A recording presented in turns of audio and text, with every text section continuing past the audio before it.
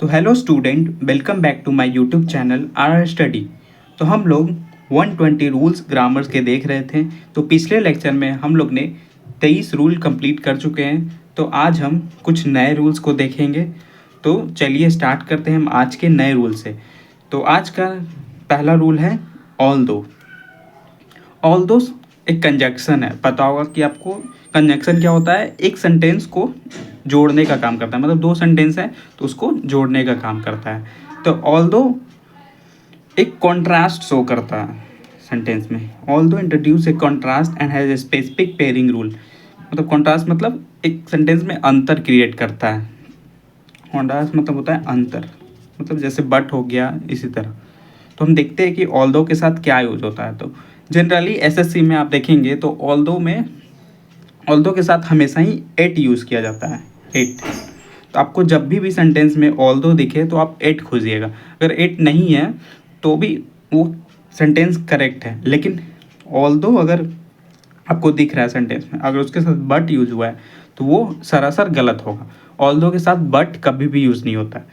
तो ऑल्दो का मीन्स क्या होता है, in spite of. In spite मतलब होता है के बावजूद।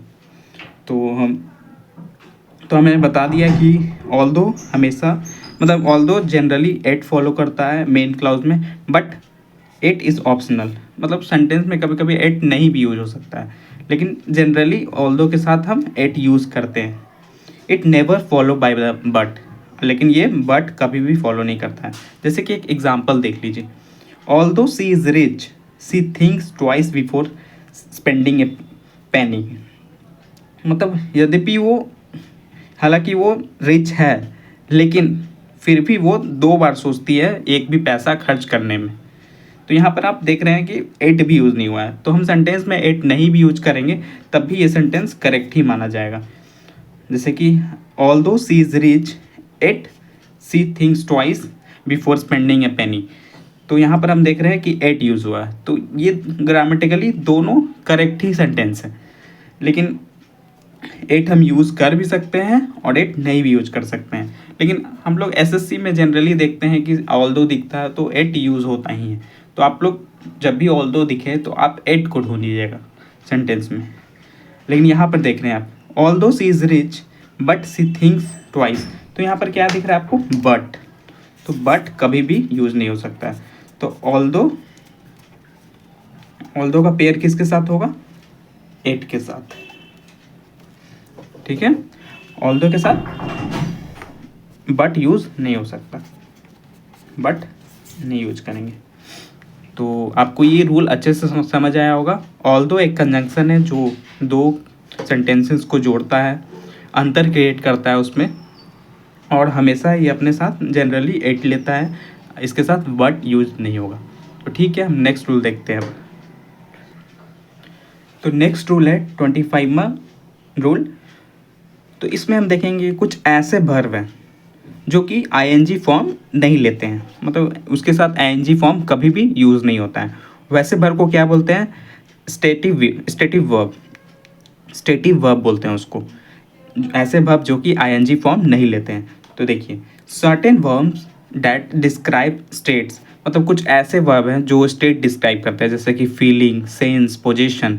मतलब कुछ फीलिंग दिखा रहा हो, लव दिखा रहा हो, हेट दिखा रहा हो, या फिर कुछ सेंस हो, महसूस करना, या फिर सुनना, देखना, वैसे सेंस दे रहा हो, और या फिर पोजीशन दिखा रहा हो किसी कि यह मेरा, मतलब अधिकार दिखा रहा हो। तो वैसा वर्ब के साथ हम, मतलब वो एक्शन नहीं दिखा रहा हो, तो ऐसा वर्ब के साथ हम टिपिकली कंटिन्यूअस यूज नहीं करते हैं, मतलब आईएनजी यूज नहीं करेंगे उसके साथ।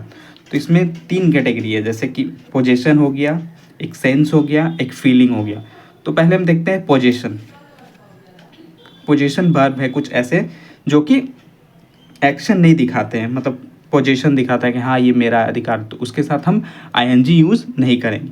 जैसे कि ओन हो गया, हैव हो गया, बिलोंग हो गया, पोजेस हो गया। तो एक एग्जांपल से हम देखते हैं, जैसे कि I am owning a car, मैं एक कार ओन करता हूँ। तो यहाँ पर ओनिंग यूज़ नहीं होगा, तो इसलिए सेंटेंस गलत हुआ।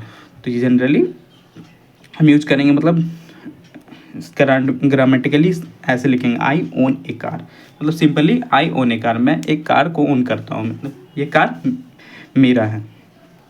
इसी तरह this property belonging to me, तो यहाँ पर बिलोंगिंग यूज़ नहीं होगा क्योंकि ये पोजेसन दिखा रहा है, पोजेसन वर्ब है, तो हम यहाँ पर आईएनजी फॉर्म इसके साथ यूज़ नहीं करेंगे, सिंपली बोलेंगे this property belongs to me. तो यहाँ पर हम देख रहे हैं कि इसके साथ आईएनजी फॉर्म नहीं यूज हुआ है, सिंपल वर्ब यूज हुआ है।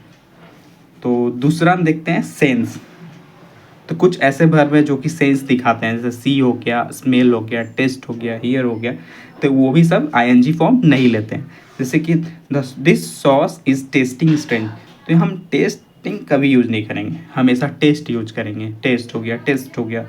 दिस सॉस टेस्ट स्ट्रेंज, तो ये करेक्ट सेंटेंस हुआ, मतलब ये सॉस कुछ अजीब टेस्ट कर रहा है, तो यहाँ पर हम टेस्टिंग यूज़ नहीं करेंगे, हमेशा टेस्ट यूज करेंगे। या फिर जैसे देख सीइंग नहीं कहीं भी यूज करेंगे सेंटेंस में, हमेशा सी यूज़ करेंगे, सी हो गया, सॉ हो गया, ये यूज़ करेंगे। या फिर स्मेल यूज़ करेंगे, स्मेलिंग नहीं, आई एम स्मेलिंग समथिंग, तो ये गलत सेंटेंस है, आई स्मेल समथिंग होगा। तो पोजीशन हो गया और सेंस हो गया, और तीसरा क्या है, फीलिंग। कुछ ऐसे वर्ब है जो कि फीलिंग दिखाते हैं, जैसे कि लव हो गया, प्यार करना, जानना, थिंक मतलब सोचना, हेट मतलब पता नफरत करना, वांट मतलब मुझे चाहिए। तो ये सब भी ऐसे वर्ब है जो कि आईएनजी फॉर्म नहीं लेते हैं। जैसे कि एग्जांपल है आई एम लविंग समवन, तो आई एम लविंग समवन गलत है, मैं किसी से प्यार करता हूँ, भले ही आपको लग रहा है कि हाँ ये सही सेंटेंस लग रहा है, लेकिन ग्रामेटिकली गलत है। हम सिंपली बोलेंगे आई लव समवन, तो लव के साथ भी आईएनजी फॉर्म नहीं यूज़ होगा। लेकिन हम कई कई सेंटेंस में थिंक को थिंकिंग यूज़ करते हैं, I am thinking about you, तो ये यहाँ पर एक्सेप्शन हो जाता है कि हम दोनों ही सही होता है, आई थिंक्स अबाउट यू या फिर आई थिंकिंग अबाउट यू। तो थिंक में हम कहीं कहीं यूज़ कर सकते हैं, तो वो याद रखिएगा कि अगर आपको थिंक में थिंकिंग कहीं दिख जाए तो वो भी सही माना जाएगा, लेकिन जनरली हम ज़्यादातर सही लिखेंगे तो थिंक ही लिखेंगे।